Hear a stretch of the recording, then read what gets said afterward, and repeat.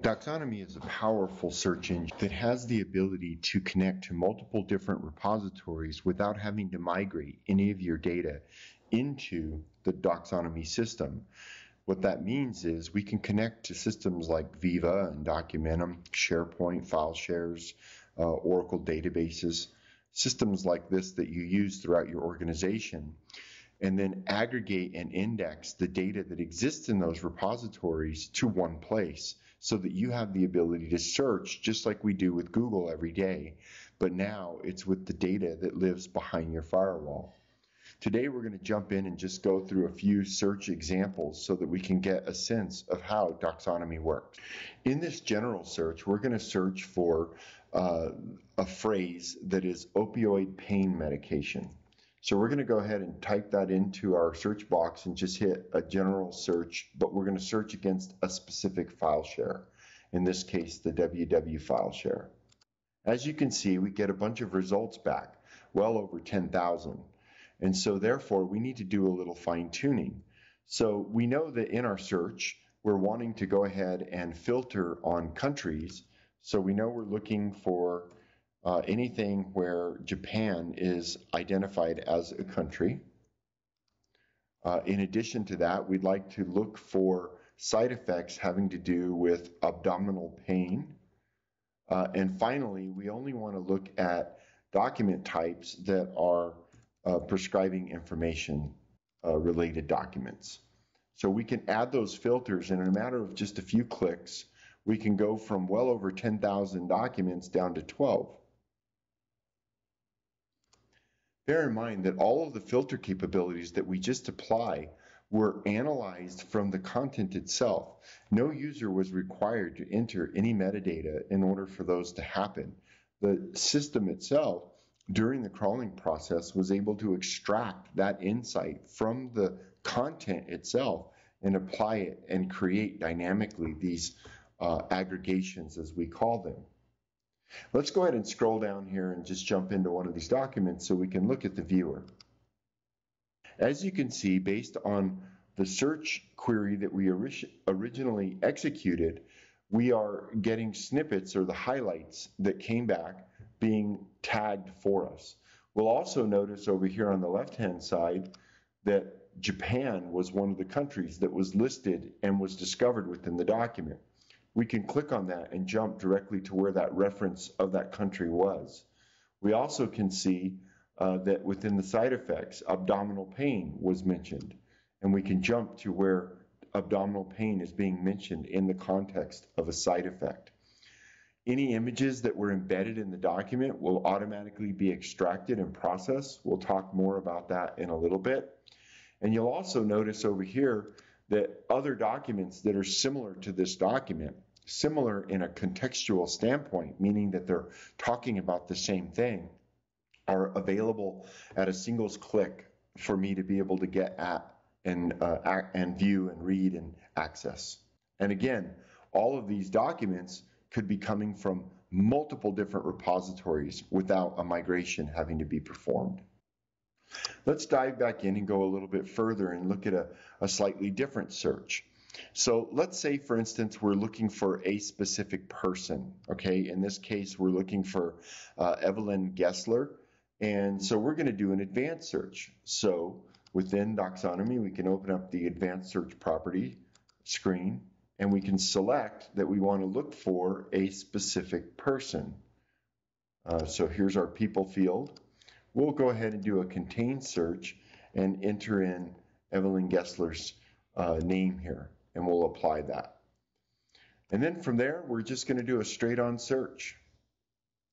And what you'll see is we get one result back because that is mentioned within the document. Let's go ahead and open that up and take a look at what that looks like. So as you notice here, there'll be people mentioned, and this was a discovered, it's a machine learning algorithm that actually extracts people from the content. So we can open that up and see that there's multiple people mentioned in here. Let's go ahead and highlight their names. We can see all these different people that were picked up and found in the context of the document. All automatic, no user needed to enter that information, and we were able to use that to be able to do a search. However, I want to note something here that's really important. If you take a look at this, this document says that it was predicted language was in Dutch. So let's go ahead and look at the original document. We can do that by clicking on the View button, and we'll see that this document was in fact came into the system as a Dutch document. We automatically transcribe it to English for NLP processing, but we still maintain that Dutch understanding and know that it's there. And guess what? On the fly, let's say we wanted to translate this document into Japanese. We could go down, choose Japanese from our list, hit View, and boom, we immediately have a translation done on the fly of that document into Japanese. Now, as we go through this quick video, let's go ahead and jump back to our search and show some of the other powerful features within the search.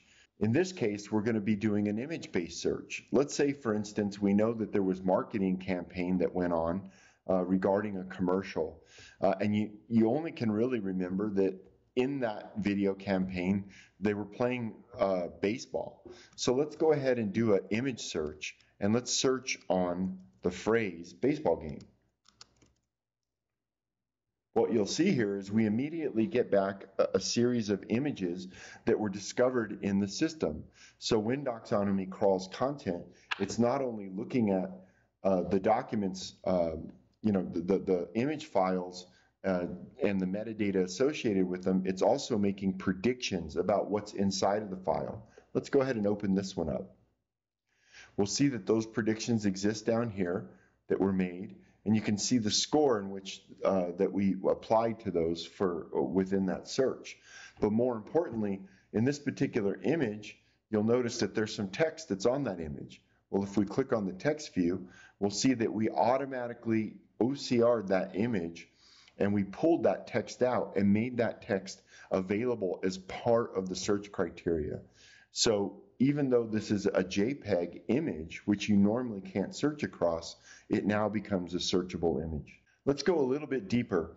Let's look at video-based searching. So let's say, for instance, that I want to do a search. In this case, I'm going to do a video search on sudden kidney problems. So I'm going to narrow it down to only looking at video, and I'm going to search for sudden kidney problems. Now, you would think, well, where am I searching for that? Is it in the metadata? Are there keywords or something to that effect? Actually, it's more powerful than that. Let's go ahead and search. As you can see, we brought back the video, and we see here that there's a highlight saying infection, low blood sugar, and sudden kidney problems. Well, let's jump into that video and see what that means. As you can see here, it's jumped us to a section within the video that's about 44 seconds within, where it's talking about sudden kidney problems.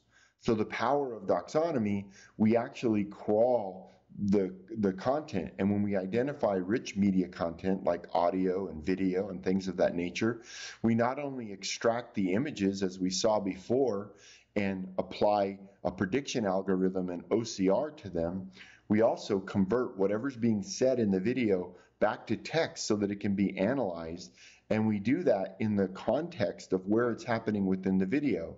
So I can click on this link. Low blood sugar and sudden kidney problems. And you can see that it jumps us immediately within the video to where that was spoken. So nowhere was that written on any of the text or any metadata or any keywords. It was found because it was within the video and it was spoken. These are just a few features of the Doxonomy platform. There's a tremendous amount of power within the engine, and it's very easy and simple for the average user to just take hold of it. If you're used to using Google, you'll be used to using this platform. We hope that you find it enlightening and interesting, and we look forward to talking to you soon if you would like to learn more about it. Thank you.